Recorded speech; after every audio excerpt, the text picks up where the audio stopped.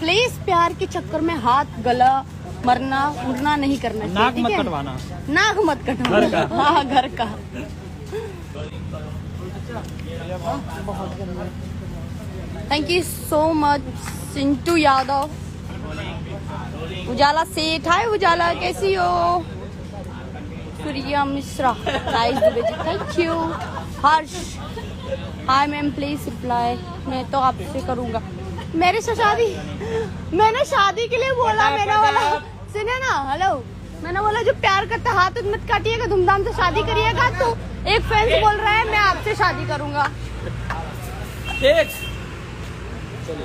मेरे बीएफ का नाम तो मुझे खुद नहीं पता। मेरे बीएफ का नाम क्या है? लापता गंज। रेडी रेडी रेडी हम। ये लो लो, मैंने देख लिया।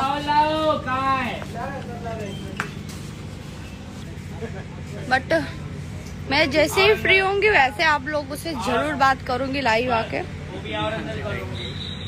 हाँ मम्मा, अरे बोटवा के लिया कि ये पंखवा लगा दो ना।